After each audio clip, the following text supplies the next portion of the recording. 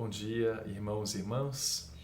Hoje é quarta-feira da primeira semana da Quaresma, esse tempo belo de conversão que a igreja nos chama a vivenciar. Vamos mais uma vez nos encontrar ao redor da palavra que é luz para nós. E lembrando que neste tempo quaresmal, a palavra de Deus escolhida, ela é própria para nos motivar a nossa conversão, a nossa busca. Então, os textos bíblicos, a liturgia diária, eles não são sequenciais, não é continuidade, mas são textos escolhidos de acordo com a proposta deste tempo, nos estimular a nossa conversão a partir da palavra de Deus. Hoje o Evangelho é de São Lucas, capítulo 11, versículos 29 a 32. Ouçamos então. O Senhor esteja convosco, Ele está no meio de nós. Proclamação do Evangelho de Jesus Cristo segundo Lucas. Glória a vós, Senhor.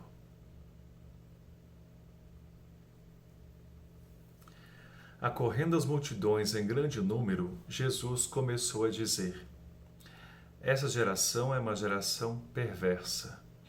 Busca um sinal, mas nenhum sinal lhe será dado a não ser o sinal de Jonas. De fato, assim como Jonas foi um sinal para os ninivitas, assim também será o Filho do Homem para esta geração. No dia do juízo, a rainha do sul se levantará juntamente com essa geração e a condenará, pois ela veio dos confins da terra para ouvir a sabedoria de Salomão, e aqui está quem é mais do que Salomão. No dia do juízo, os ninivitas se levantarão juntamente com essa geração e a condenarão, pois eles mostraram arrependimento com a pregação de Jonas. E aqui está quem é mais do que Jonas. Palavra da salvação. Glória a vós, Senhor. Então, irmãos, nessa caminhada quaresmal que nós nos encontramos, o Evangelho nos apresenta Jesus fazendo um grande desabafo diante de uma geração que lhe pedia mais sinais. Já não bastava os sinais que Jesus havia realizado. A geração queria mais sinais para que pudesse acreditar nele. Então, quando Jesus fala que não vai dar mais sinal, e aí ele fala, do sinal de Jonas e da rainha do sul, Jesus está querendo dizer o seguinte, que não adianta dar sinais para quem não quer enxergar, para quem não quer ver, para quem não quer acolher. Porque a palavra de Deus, por si, ela é o maior sinal para nós.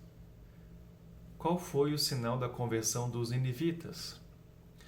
Jonas enviado por Deus, anunciando a palavra, pregando a palavra.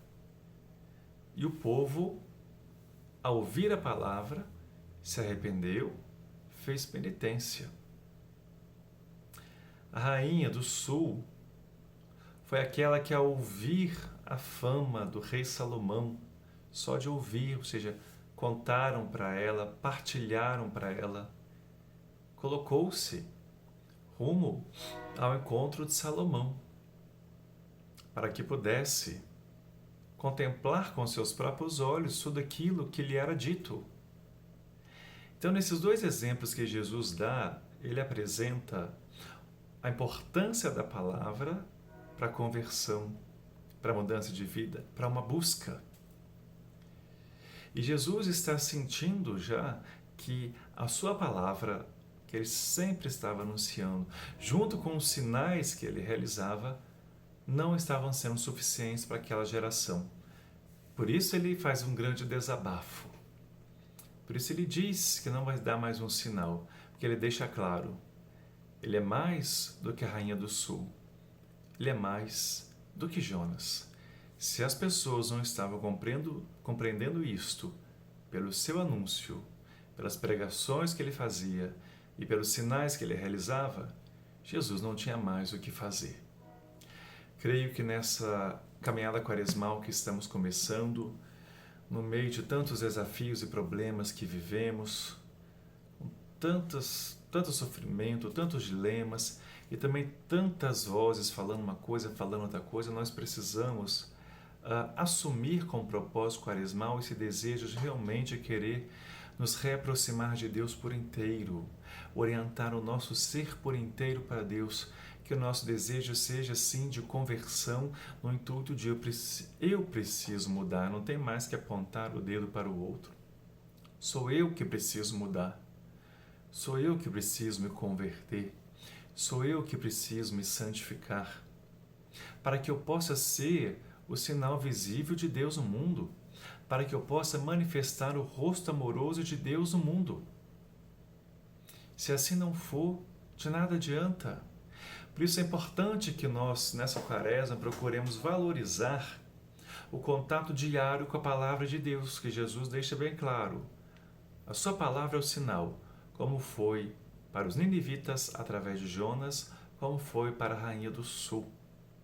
Então, você católico que me acompanha, como está sendo importante a palavra de Deus na sua vida? Ou, em outras palavras, que importância você está dando para a palavra de Deus na sua vida? Você reserva um tempo para ler, para meditar a palavra, para rezar a palavra? Qual é a sua atitude diante da pregação da palavra nas santas missas? Outras oportunidades que você possa ter de entrar em contato, ou seja, como você está buscando a palavra de Deus. É importante que você reflita isso.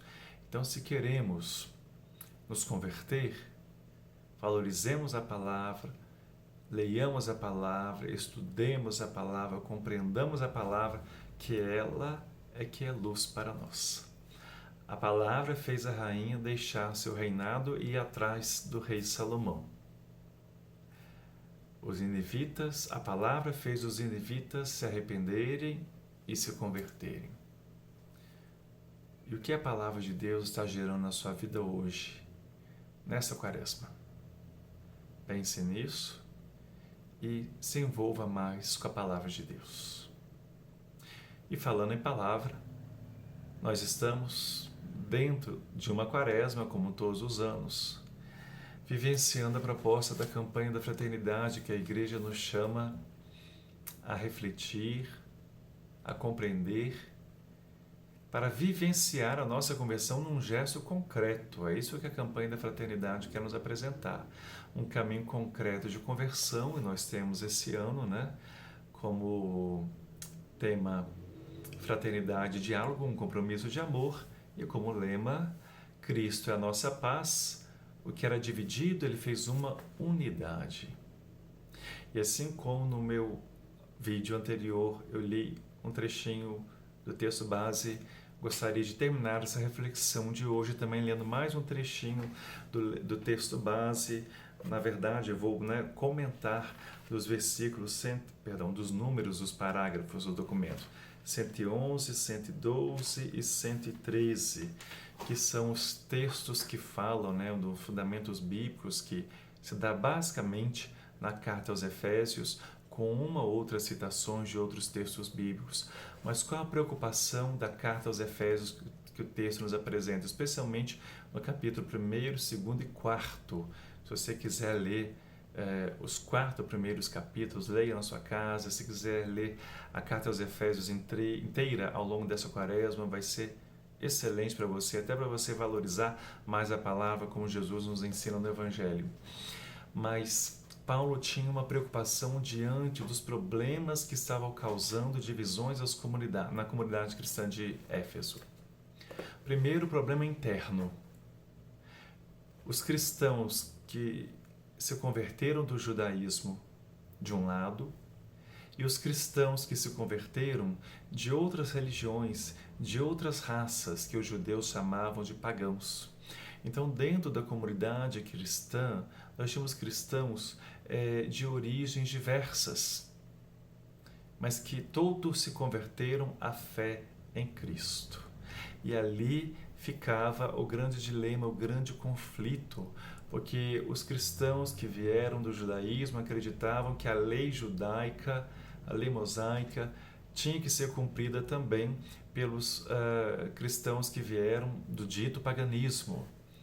E eles não aceitavam isso, então foi aquele conflito, aquela série de situações, quem está certo, quem está errado, e aí os cristãos foram esquecendo daquilo que os unia, a fé em Cristo, nosso Senhor e Salvador. Um outro grande problema que acometia a comunidade de Éfeso e de outras regiões, a perseguição do Império Romano, né? O imperador que já estava mandando perseguir os cristãos não poderiam celebrar, manifestar publicamente a sua fé, então estavam sendo vítimas de perseguições, de opressão, de injustiça, alguns até de morte. Então, conflitos internos na comunidade, conflitos externos da comunidade, fruto do meio em que eles estavam inseridos. De perseguição, de opressão e até de morte. Então, diante de tudo isso, isso gerava muito sofrimento na vida dos cristãos. Quantos cristãos foram deixando a sua fé, se esfriando no seguimento de Jesus, ou voltando para a fé, né, que tinha antes, exatamente para não correr risco de vida. Então, diante de tantas essas situações, tantas tribulações que os cristãos passavam, Paulo procurava exortar, orientar os cristãos para poderem superar esses problemas, se fixar, se apegar àquilo que é essencial, aquilo que é importante para a vida cristã, e não ficar naquelas pequenas picuinhas, quem está certo, quem está errado, de onde que vem, né, qual a origem do outro, para definir se está certo ou está errado, e até para juntos enfrentarem os problemas externos que passavam, que queriam abafar o Evangelho. E o Evangelho não podia morrer. E é aí que vem o texto base nos orientar, né? Cristo é a nossa paz, o que era dividido, ele fez uma unidade.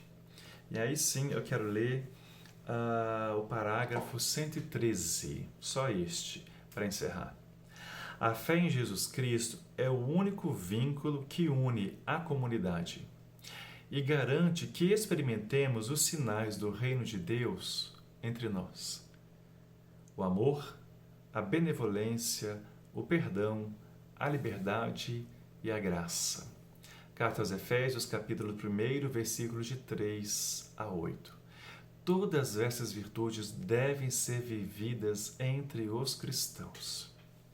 Para superar os conflitos oriundos das ameaças, o contexto social mais amplo, as perseguições que eu comentei, a orientação é que pratiquem solidariedade mútua e compreendam que estão integrados ao edifício cuja pedra fundamental é Cristo. Por isso, as pessoas que compõem a comunidade precisam reconhecer-se como concidadãos e concidadãs do povo de Deus. Olha o olhar bonito que o texto pede que nós tenhamos, que São Paulo está pedindo que nós tenhamos, de nos vermos todos membros do povo de Deus. Desse modo, os cristãos e as cristãs não devem esperar nada espetacular, que não seja o humilde exercício da fé solidária, que é o serviço mútuo. Por isso que Paulo pede, vamos nos respeitar, vamos nos amar, vamos nos cuidar mais uns dos outros, vamos ser a força que precisamos uns aos outros, vamos nos dar as mãos para que a gente possa enfrentar os reais problemas que colocam as nossas vidas em risco e que querem também acabar com a vida da comunidade e abafar a fé cristã. Por isso que São Paulo pede união diante dos desafios que eles viviam. E creio que para nós hoje não deve ser diferente diante de tantos desafios que estamos vivendo no mundo, violências. Né? Se a gente pensa nas mulheres, nos negros, nos índios, nos homossexuais, transgêneros e tantas outras realidades, e aqui não cabe a gente julgar se é certo ou se é errado. O que a gente tem que ver é o texto. Todos somos filhos do mesmo Deus e, portanto, precisamos nos unir para acabar com aquilo que é o mais importante. Estão violando a vida. Estão violando a vida, oprimindo a vida, estão matando vidas. Estão matando aqueles que são a imagem e semelhança de Deus. Então, a campanha quer nos abrir ao diálogo para isso, para que possamos, na nossa diversidade, criar uma unidade ou uma comunhão a partir do próprio Cristo, para que possamos enfrentar os reais desafios que assolam a vida de cada ser humano e também de toda a natureza, a vida do nosso planeta. Vamos nos deixar iluminar pela campanha da fraternidade, que tem proposta lindíssima para nós. E a partir do Evangelho, quanto mais conhecemos a palavra, mais reconheceremos Cristo em nossa vida e o que Ele quer de todos nós. Que assim seja. Amém.